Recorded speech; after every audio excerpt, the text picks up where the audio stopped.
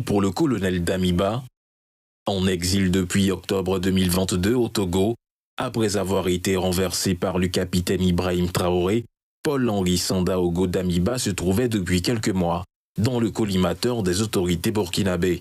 L'ex-colonel qui avait pris le pouvoir en janvier 2022 par un putsch contre Roch-Marc Christian Caboret, avant d'être à son tour renversé, est accusé d'avoir fomenté plusieurs tentatives de coup d'État dans son pays ces dernières années, dont une tout récemment, début janvier. Les autorités burkinabées avaient dès alors formulé sa demande d'expulsion du territoire togolais. Son extradition a été confirmée ce 20 janvier par le gouvernement togolais, où il avait trouvé refuge depuis son renversement par Ibrahim Traoré. Dans un communiqué, le Togo indique sans d'autres détails avoir répondu à une demande d'extradition ce 12 janvier visant l'ancien président de transition burkinabé, poursuivi notamment pour détournement criminel de deniers publics, corruption, blanchiment ou bien encore incitation à la commission de délits et de crimes. Conformément à la procédure en matière d'extradition au Togo, M. Damiba Paul-Henri Sandaogo a été interpellé le 16 janvier 2026 en exécution du mandat d'arrêt qui faisait corps avec la demande d'extradition reçue puis écrouée. M. Damiba Paul-Henri Sandaogo a été remis aux autorités de la République du Burkina Faso le 17 janvier 2026. Damiba serait donc expulsé le 17 janvier par les autorités togolaises. Pour l'heure, ni les autorités togolaises, ni celles du Burkina Faso n'ont communiqué officiellement sur cette opération, pas plus que sur la destination finale de l'ancien président de la transition. Serge Daniel, journaliste spécialiste de la région, est en duplex avec nous de Dakar. Serge Daniel, bonsoir. Est-ce que vous nous recevez? Oui, je vous reçois. Je ne sais pas si vous m'entendez. Absolument, nous vous entendons également. Merci d'avoir accepté notre invitation. L'extradition de Paul-Henri Sandaogo Damiba est désormais officielle. À votre avis, est-ce qu'il s'agit d'un acte judiciaire classique ou d'un geste politique lourd de sens? Non, je dirais plutôt que c'est un geste juridico-politique. Parce que depuis 2024, le Burkina demandait son extradition. Elle ne tenait pas son extradition. Si vous lisez le communiqué, c'est très important. Vous savez que les autorités du Burkina Faso ont introduit récemment la peine de mort dans l'arsenal judiciaire. Dans le communiqué, il est dit quelque part, c'est vrai, le Burkina a rétabli la peine de mort, mais dans ce cas précis, la peine de mort, la peine capitale ne sera pas appliquée. Donc il y a eu des discussions, il y a eu des échanges, puisque en principe il y a séparation entre le pouvoir judiciaire et le pouvoir exécutif, mais là on se rend compte que il y a eu des discussions politico-judiciaires. Je pense que le Togo, à un moment, était était à bout de souffle, parce qu'il y a eu des pressions de la part de Ouaga. Il ne faut pas oublier quand même qu'il y a une réalité politico-économique également, parce que le port de Lomé, c'est aujourd'hui le port de l'AES. Donc le Togo avait également des intérêts. Alors, le Togo, justement, souvent perçu comme un acteur stratégique discret, a-t-il voulu envoyer un message particulier à la CEDEAO à travers cette décision, selon vous? Je pense que le Togo a un pied dans la CEDEAO, un pied dans l'AES. Le Togo a besoin de la CEDEAO et le Togo a besoin de l'AES. Je pense que c'est un jeu d'équilibrisme que le Togo joue. Mais de l'autre côté, quand même, il faut savoir que le président du Togo, un petit pays, c'est vrai, mais qui a des ambitions dans la sous-région. Je pense que il a dû peser le pour et le contre. Il a dû se dire, je suis obligé cette fois-ci de l'expulser. Il a résisté parce que depuis 2024, d'après mes informations, c'était demandé par le Burkina Faso. Mais ensuite, maintenant, ça dépend des preuves qu'ils ont eues. Parce que d'après mes informations, ils auraient tensé quand même le colonel Damiba en lui disant « Tu nous avais promis de rester tranquille, voilà la preuve que tu n'es pas resté tranquille. » Bon, tout ça, il faut dire qu'il faut attendre la version officielle de Damiba, puisqu'il n'a pas encore accès à son avocat. Mais cela dit, je pense que le Togo était de jouer l'équilibrisme pour pouvoir s'en sortir à un moment. Très bien, Serge Daniel, je reviens à vous dans un instant. Le temps pour moi de... Vous voulez poser une question à Serge Daniel? Alassane Rabo, allez-y. Bonsoir Serge Daniel. On sait que Damiba, c'est un nom qui résonne bien dans la rang de l'armée burkinabé. Est-ce que vous pensez que cette extradition va créer des frictions au sein de cette armée et puis bien sûr peut-être même des mouvements dans le pays de façon générale? Ça va être intéressant de le voir, mais si vous prenez le Burkina Faso aujourd'hui, vous ne pouvez pas vous exprimer contre. Si vous exprimez officiellement contre, vous êtes arrêté. Disons les choses clairement, il n'y a pas cette liberté d'expression que vous avez, vous, à Abidjan aujourd'hui, ou moi à Dakar, ça n'existe pas au Burkina. C'est un tour de vis de la junte. Ce que je sais, ça peut permettre de voir un peu plus clair par rapport à votre question, c'est que le patron des renseignements burkinabé lui-même se serait déplacé au Togo pour pouvoir demander l'extradition.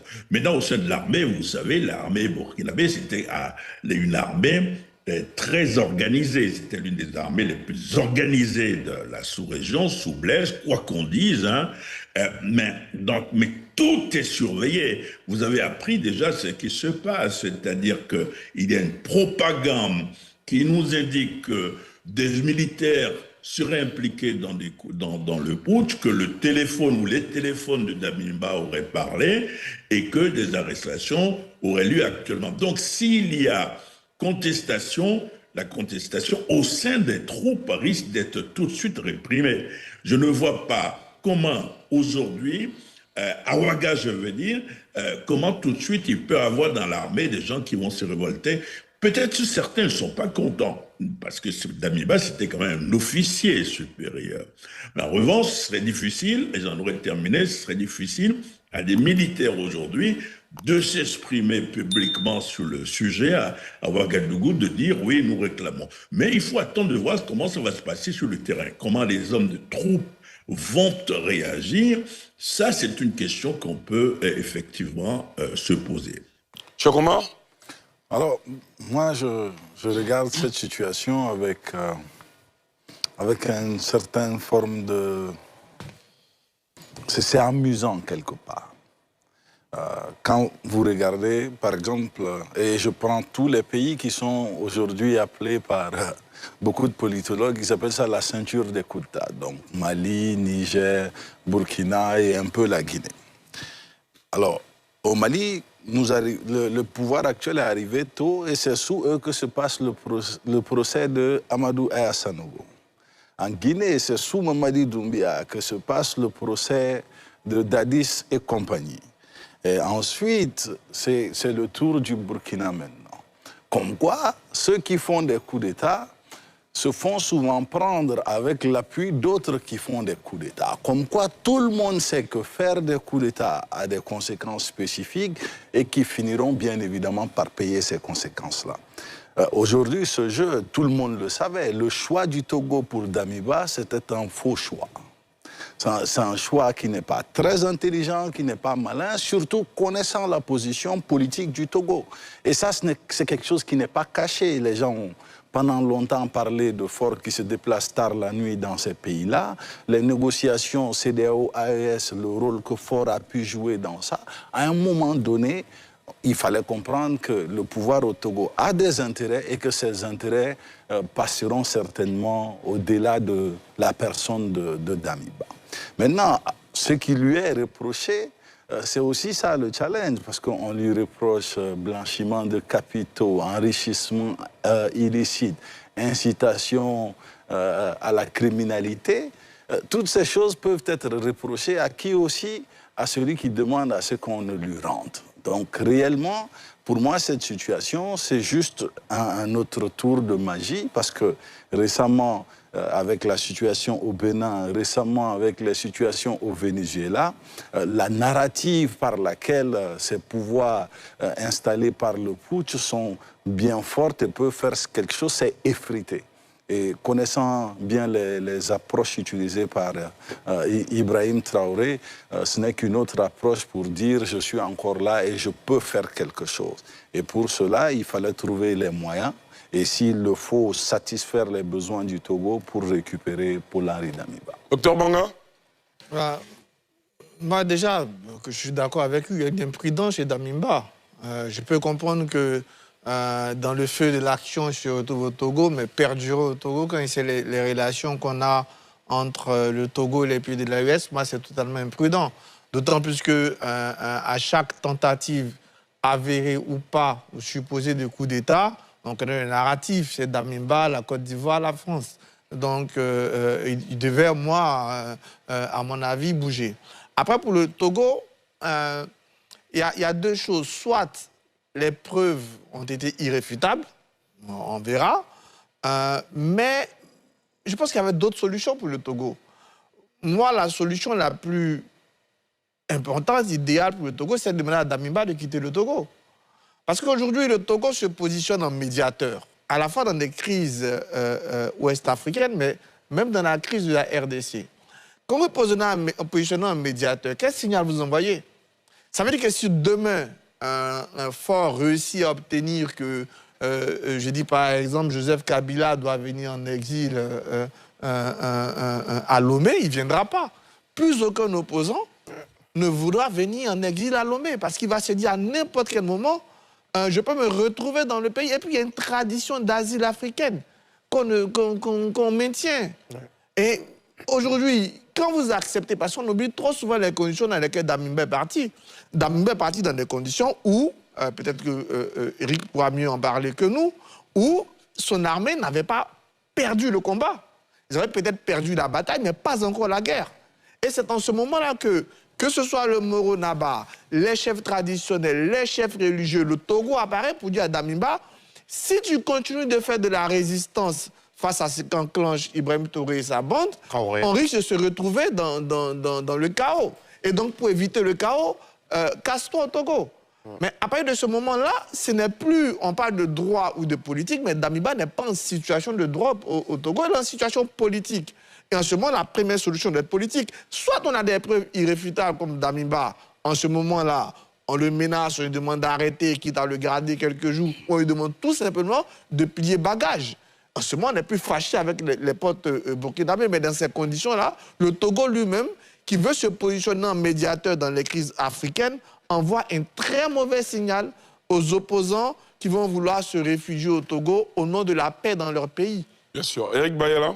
Oui, mais sur la question, c'est une question qu'il faut traiter avec circonspection, parce que la posture du Togo gêne un peu.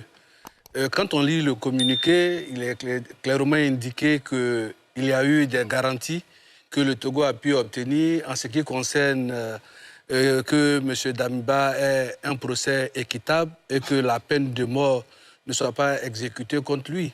Mais que sont les partis en présence qui discutent du contenu de son extradition? Vous avez d'un côté le Togo, qui est, j'allais dire, avec un président qui est élu, et de l'autre côté, vous avez une junte militaire, et donc qui n'a pas de légalité constitutionnelle. Et donc, rien ne peut engager donc, ces accords-là que le Burkina prend vis-à-vis du Togo. Ça, c'est d'abord un premier point. Le second point, n'oublions pas que le lieutenant-colonel Henri Damiba était le chef de la junte qui a fait le coup d'État contre Roch et Christian Kaboré.